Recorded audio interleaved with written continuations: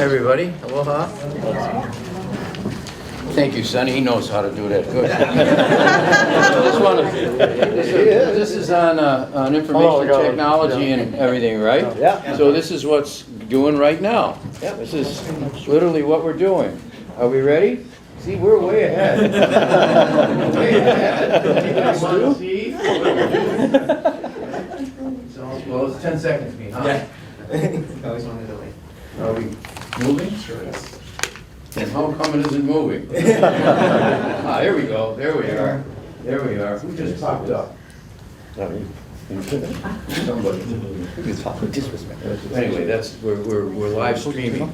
So everybody, remember what your mother said. Sit up straight. Okay. All right. Very good. Who's this? Mikey's. Okay. Very good. Please sit down. Thank you very much. Well, you can see how many people here today. It shows the interest that's in these bills that are here, and the broad range of legislative interest is terrific as well. I'm so glad the legislators are here, and I'm glad that I did not wear that same shirt today, but obviously we have the same taste when we go over to Zig's store. So, but I just wanted to compliment you on that. I think that's terrific. That's a great shirt right there. So if you see us we'll be the odd couple. We will wear those same shirt. Right? Very good. This is transparency in government going on right now. So we've got three bills. And again, this demonstrates, I think, the eclectic nature of what information technology, or the idea, the category, if you will, of information technology encompasses. It's way beyond just hardware per se and software per se. It's literally a change in the direction of our lives.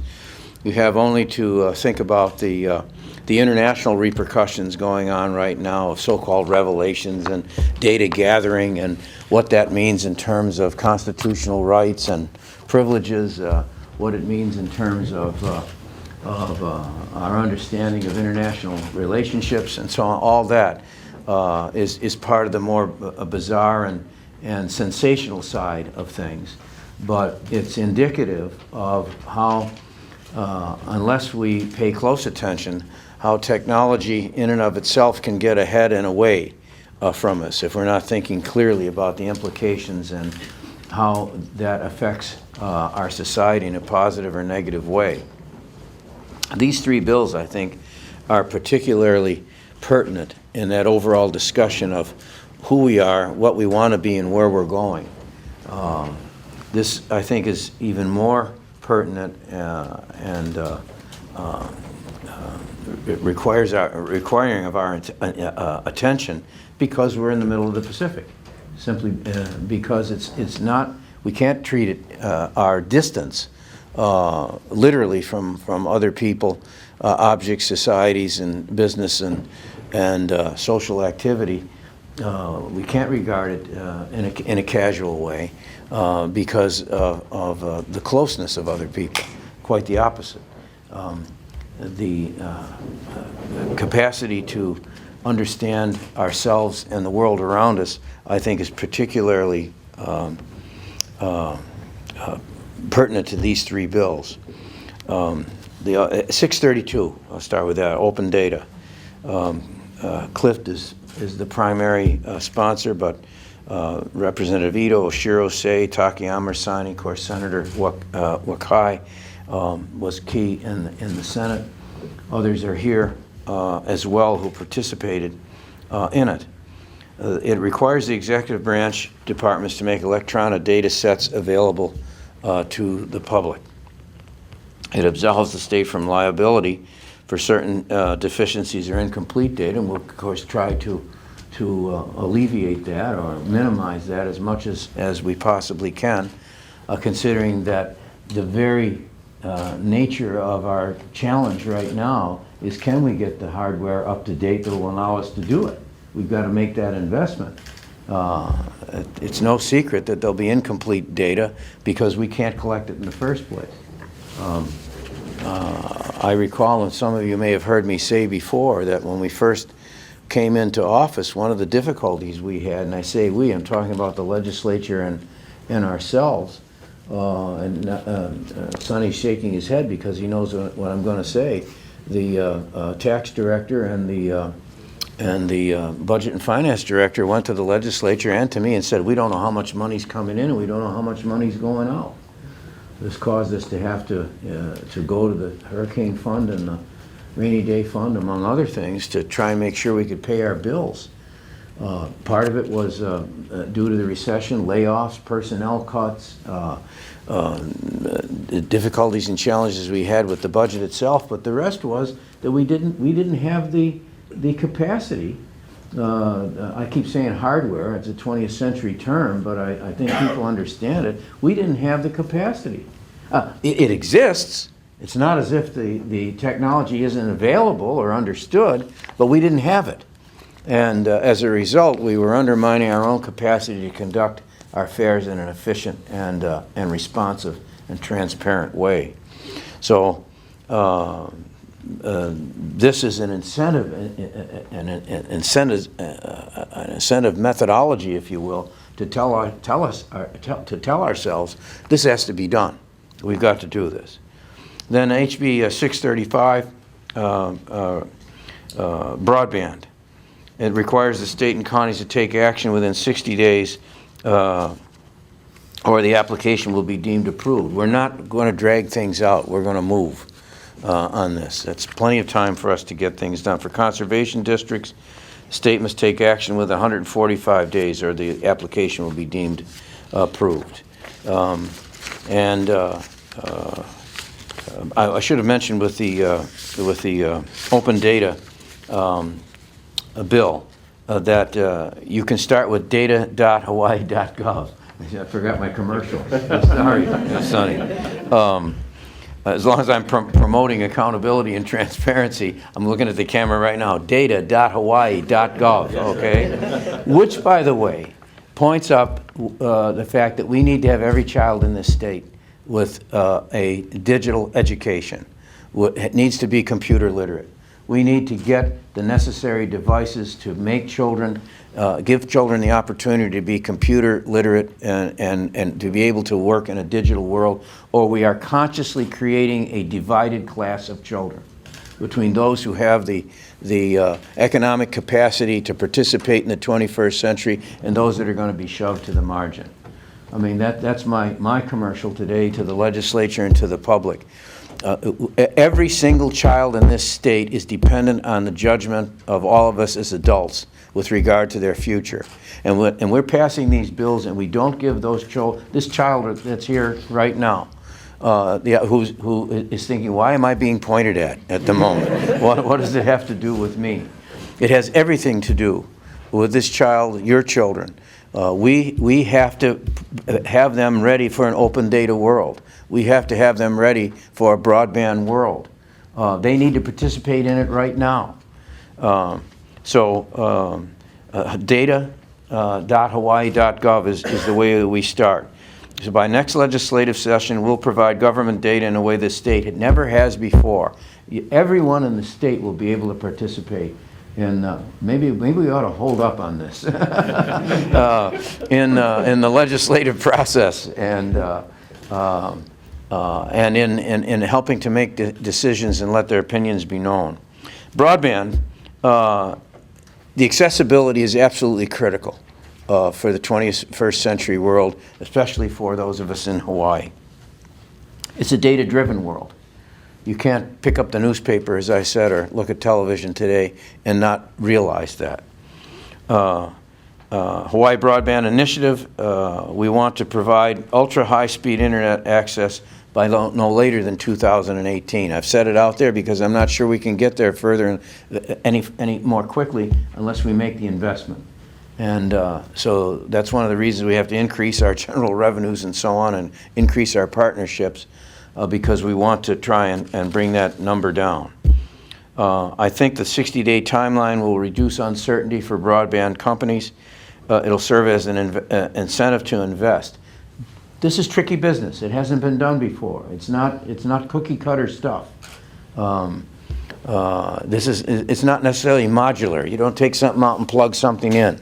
That's not the way it works. And so if somebody, companies are willing and organizations are willing to make this investment, we want to make sure that they understand that they're not going to be left drifting, that they're not going to be left in limbo. We have to act expeditiously. I'm pleased to have this. I wouldn't have been upset if the timelines were a little shorter, to tell you the truth, because I believe the state has to make a public commitment to act in an expeditious way. And that's what this, and the legislature believes the same thing, and that's what this legislation is about. It's putting timelines on us, putting timelines on ourselves. And then security audits.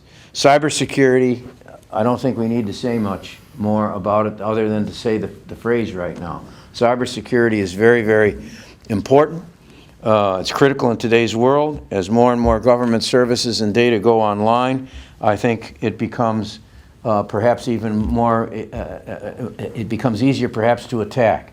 I don't pretend that this legislation in and of itself is going to solve all those problems of identity theft and all the associated difficulties. We know that our data has been hacked in many respects. I don't think there's any danger, particularly in terms of attempts to undermine data reflecting safety issues and so on just yet. But you can't tell when less than benign forces are at work in cyberspace. And so cybersecurity is critical. I think it's an important first step in securing the data of state government and citizens who receive services. Everybody pays taxes. Everybody's entitled to have their tax returns and so on held privately. Those are the kinds of things that they're serious issues on an individual basis. And so this I think is going to give the CIO and his staff, the Chief Information Officer, the opportunity and the capacity to manage our state cybersecurity. So I'm going to. This has been a community effort, not just a legislative and a top-down effort. The interest in these issues, particularly in the broadband side, is huge. It's just huge, and among young people especially. I mean, this is something that, in some regards, they take for granted now. This has got to move. We've got to catch up, and I want to commend the legislators here for their insight and foresight in pushing these bills forward. So I'm going to, I just wondered offhand, is Jay here today, Fidel? Jay Fidel? I in particular just wanted to mention him because I think the first person who talked to me about this way back when I first decided to run for governor and who zeroed me in on what needed to be done, and I needed an education in it, was Jay Fidel. And I know he writes a tech column every week, which I read religiously so that I can try and figure out what's going on. And, also, I like being lectured by Jay. He always has a smile on his face when he's lecturing me. So, and I know so many other people here today have really devoted themselves to all the issues involved here. And I commend you for it and thank you for it. And so when we're finished with the signing, I want to invite anybody and everybody self-select and come up, and we'll take pictures so that we can memorialize the moment. But for now, I'm going to ask the legislators to come up for the signing, and then we'll get the CIO up as well. Okay, ready? Yep, here we go. Okay. You tuck me in here.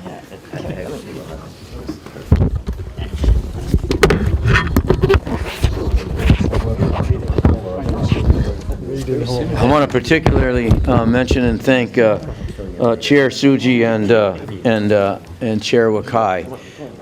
Obviously, they're members, and everybody here helped put it through. But believe me, I know from my own experience that if you don't have chairs of the committee who are knowledgeable and energetic about the issue involved, it's not going to move.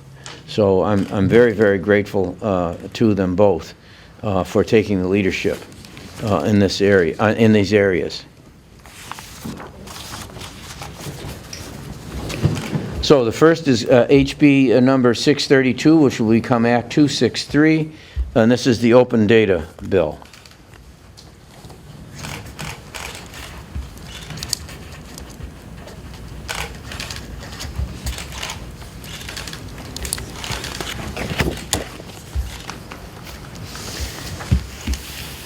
And the next is the information technology bill, SB number 1003, which will become Act 265.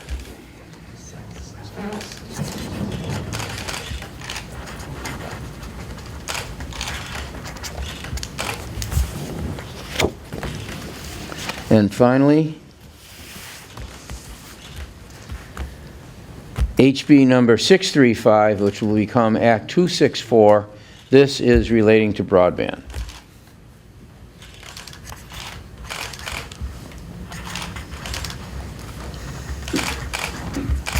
Done. Good work, Bill. Good work, Bill. Terrific.